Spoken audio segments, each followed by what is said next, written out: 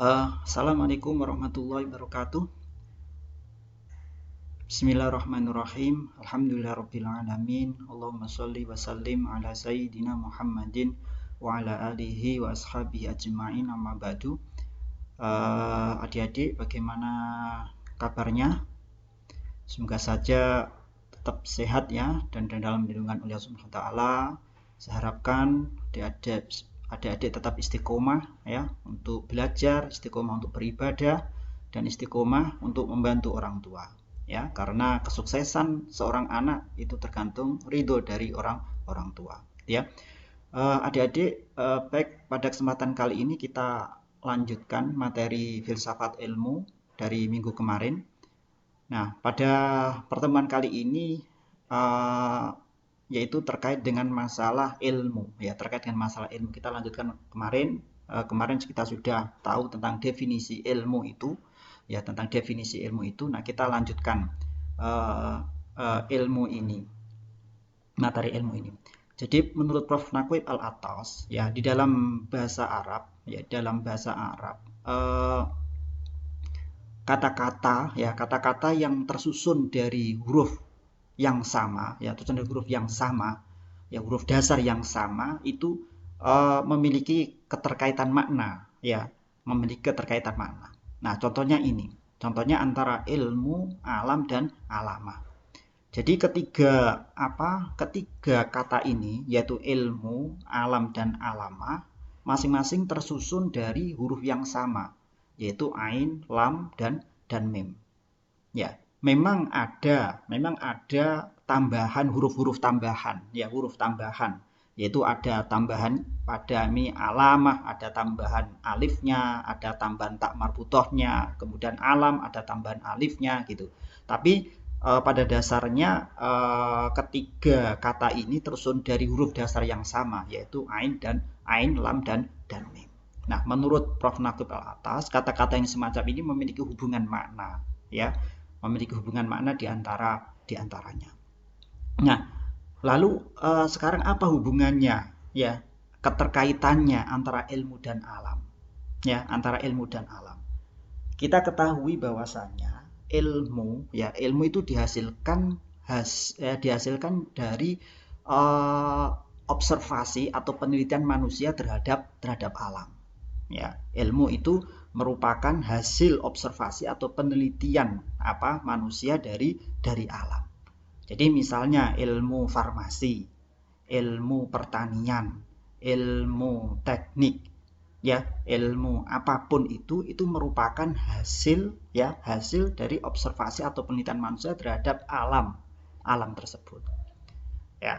Itu jadi ketika manusia ya melakukan suatu penelitian, itu akan mendapatkan teori ya, menghasilkan satu kesimpulan. Nah, kemudian penelitian pada bidang ilmu yang sama menghasilkan banyak teori. Nah, kemudian teori-teori itu terkumpullah menjadi satu ilmu. Jadi ilmu farmasi itu merupakan kumpulan dari teori-teori hasil penelitian ya, terkait dengan alam. Itu ilmu. Demikian juga ilmu yang lain. Itu. Kemudian hubungan antara ilmu dan alamah itu apa? Gitu. Jadi manusia memiliki ilmu ya, manusia diberi ilmu oleh Allah. Itu diharapkan manusia itu dengan ilmunya itu bisa melihat alamah, melihat tanda-tanda atau ayat kekuasaan Allah. Jadi ilmu itu diberi supaya manusia bisa melihat alamah, bisa melihat tanda-tanda ya, akan kekuasaan Allah, tanda-tanda akan ketauhidan Allah. Macam ya, tanda-tanda akan kekuasaan Allah, tanda-tanda akan keesaan Allah ya, tentunya. Oke, jadi ilmu itu bukan untuk takabur, bukan untuk menyombongkan diri, bukan. Ya, oleh karena itu seharusnya orang yang bertambah ilmunya itu seharusnya dia akan semakin banyak melihat tanda-tanda Allah. Ya, semakin banyak melihat tanda-tanda Allah. tanda-tanda akan kebesaran Allah, tanda-tanda akan keesaan Allah, ketauhidan Allah Subhanahu wa taala. Ya. Ketika seorang bertambah ilmunya, ya, ketika seorang bertambah ilmunya, tetapi tidak bertambah ketakwaannya, ya, karena tidak mau digunakan ilmunya, tidak digunakan untuk melihat ayat-ayat Allah itu, maka dia akan semakin jauh dari rahmat Allah, gitu ya. Itu kan ada hadis semacam itu, ya. Nah, sekarang apa hubungannya antara alamah dan alam? Ya, alamah atau artinya tanda, ya di dalam bahasa Arab itu sama dengan arti dari kata ayat, tanda. Sebagaimana kita ketahui bahwasanya ayat-ayat Allah, ya, ayat-ayat Allah itu ada dua, yaitu ayat kauniyah dan ayat qauliyah. Nah, ayat kauniyah itu adalah alam. Ya, alam, jadi alam ini merupakan salah satu ayat, ya, merupakan salah satu ayat dari ayat Allah. Disebut juga sebagai ayat kauniyah. Sedangkan ayat satunya adalah Al-Qur'an. Ya, satunya adalah Al-Qur'an yang disebut dengan ayat qauliyah. Artinya apa? Artinya antara alam dan Al-Qur'an itu memiliki kedudukan yang sama, memiliki fungsi yang sama, yaitu sama-sama menjadi ayat-ayat Allah. Sama-sama menjadi tanda, ya. Di situ ada tanda-tanda akan kebesaran Allah, tanda akan keberadaan Allah, ada tanda akan ketauhidan Allah. Macam itu. Ya, jadi kedudukannya sama antara Al-Qur'an dan alam. Ya, oke. Terus kemudian, nah, jadi kita sudah tahu ya hubungan antara ilmu, alam dan alamah. Dan tadi kita juga mengetahui bahwasanya alamah, ya, alamah ayat itu ternyata tidak hanya alam saja, tetapi juga ada Al-Qur'an. Dan kedudukan Al-Qur'an dengan alam adalah sama sebagai ayat-ayat Allah. Kita ketahui tadi bahwasanya ayat itu ada dua, ayat kauniyah dan ayat qauliyah. Oke.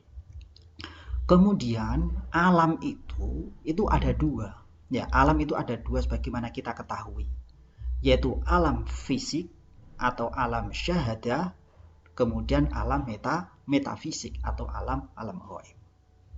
Ya. Jadi alam yang bisa digali ya oleh manusia itu ada dua, yaitu fisik, alam fisik atau alam syahadah, kemudian alam metafisik dan alam ghaib.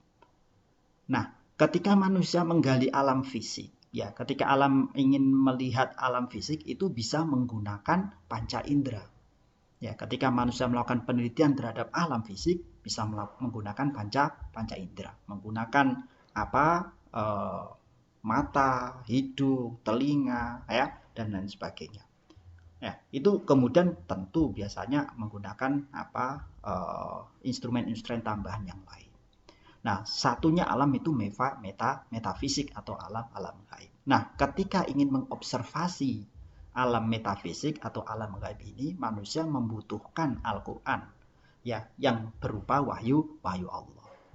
Karena apa? Karena memang Allah menyampaikan bahwasanya hal-hal yang gaib ini tidak bisa dijangkau oleh panca indera manusia. Makanya sudah saya sampaikan pada pertemuan sebelumnya terkait filsafat itu, ya, ketika ingin mengamati hal-hal yang gaib kemarin, misalnya seperti tentang kiamat, tentang hari akhir, tentang malaikat, tentang Allah. Nah, itu manusia tidak bisa menggunakan akal saja, harus menggunakan Al-Qur'an atau agama yang itu merupakan wahyu dari Allah, gitu ya. Wa indahu mafatihul ghaibi la ya'lamuha illahu. Jadi Allah berfirman bahwasanya di sisi Allah itu terdapat kunci-kunci semua barang yang gaib la ya'lamuha illahu, yang tidak mengetahui hal yang gaib itu kecuali Allah, ya, macam itu. Jadi ketika kita mendefinisikan filsafat, ya, untuk hal-hal yang gaib kita tetap harus berpedoman pada Al-Qur'an, gitu ya. Oke. Baik, saya kira untuk pertemuan kita kali ini cukup sekian, ya. Semoga saja bisa difahami oleh adik-adik.